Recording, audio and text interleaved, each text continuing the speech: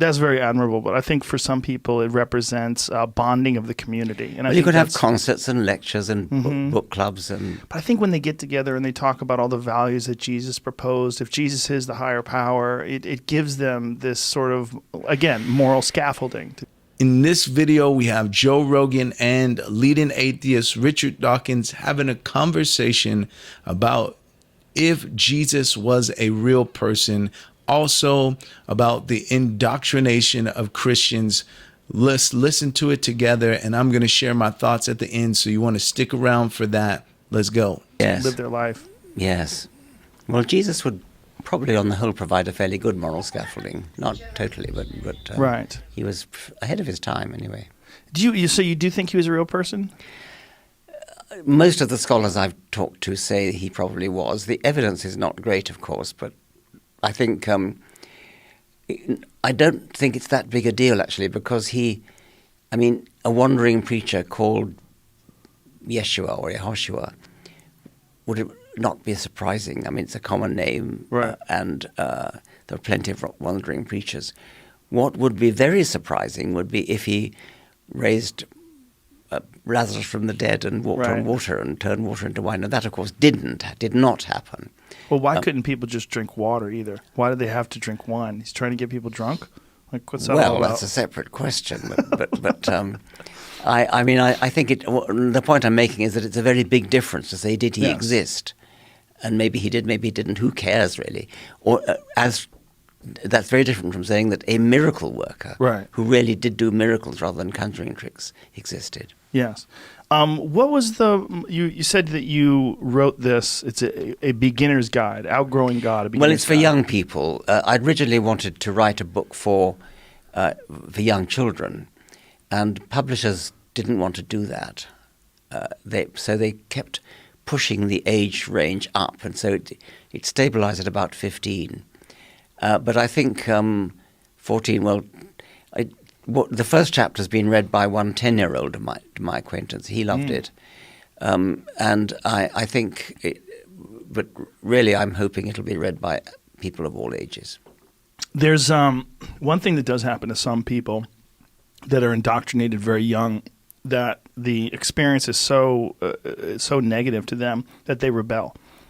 And then they seek out other ways of thinking, and then you find them eventually abandoning the religion. There's a woman named Megan Phelps. Do you know who she is? I think I do. She's Fred Phelps from the Westboro Baptist Church. She was his granddaughter, and amazing woman. Yes. And she wound up communicating with people through all things Twitter. Yes. And met her husband. So she rebelled against her father. Yes. Her grandfather. Yeah, she wound up leaving the church.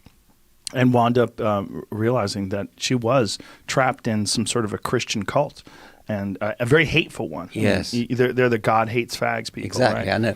And the same was true of Nate Phelps, who was Fred Phelps' son. And he also escaped. He escaped on his 18th birthday. Wow. And became an atheist, and became, I think he's actually spoken at some of our conferences from time to time. So. Yeah, there's hope in that. Yes, right? there is. It's just when I like when people can, and I've had her on the podcast. She's such a unique woman, and she's so kind, and she's so thoughtful and intelligent. It's hard to believe that she's only been out of this cult for a few years. I mean, Twitter's only been around for why wasn't she ruined by it? You're saying, right? Yes. Yeah. Why wasn't she ruined by it? And why she is so intelligent? How did she exist in that structure while being so intelligent? I agree. But of course, I feel the same way about apparently intelligent people who believe obvious nonsense. Yeah. And it's hard to understand. My question is, how do these guys have the right to reject reality? Who gave them a license to be able to reject historical evidence?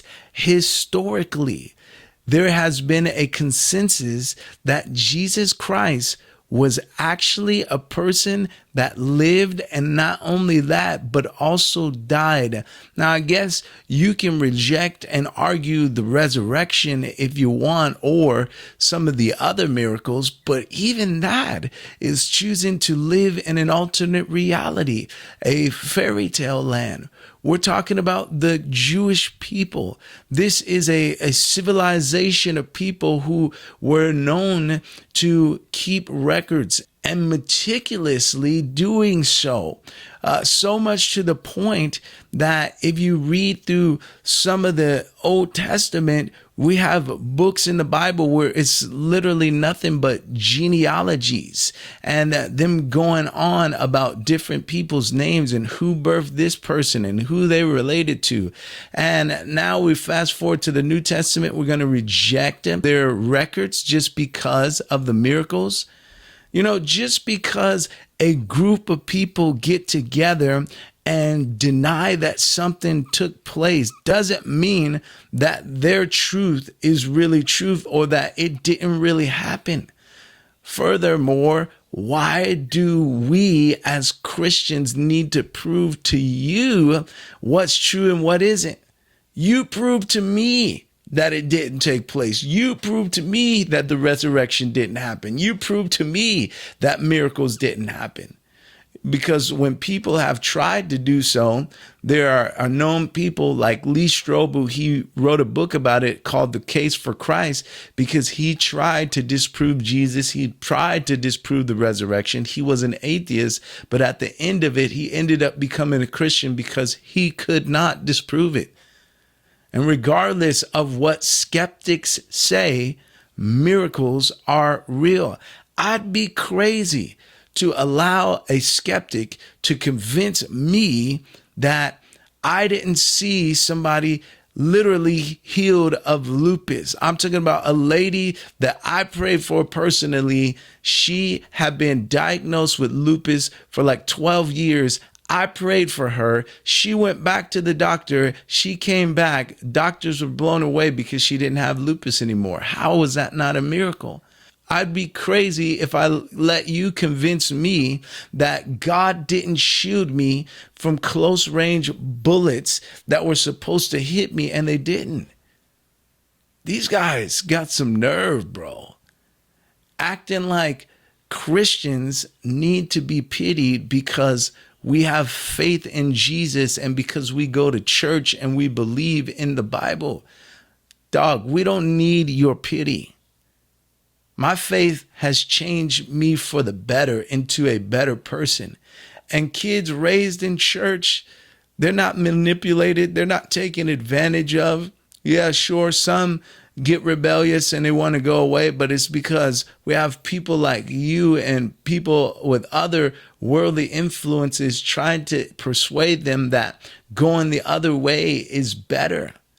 But kids raised in church have an advantage. I'll give you an example. My wife, she has a beautiful history of her growing up because her mom and dad brought her up in church. She's never done drugs. She's never been wasted before. And she has no reason to even feel like she needs to desire that. When I met her, she was a virgin. She never even kissed a man before. And now I'm able to share a beautiful intimacy with her because she saved herself like the Bible says to do it. And we have a great marriage and we're raising two beautiful children. And it's because of her being raised in church and me getting saved and becoming a Christian. Life is way better with God, no matter what skeptics say or not. There's proven results of it. Hey, if you enjoyed this video, smash that thumbs up button. Also drop a comment in the comments section. Share your thoughts about what you think on this topic. Also, it would be a great blessing if you share this with somebody. And if you're new here, subscribe to the channel. It helps us and YouTube push this out to more people so that they can hear this message that can help them to embrace the mind of God. Speaking of, if you're looking for another video that can help you get the mind of God, why don't you look at this next video YouTube is recommending you. And remember, we all have a mind, but there's no better mind than the mind of God.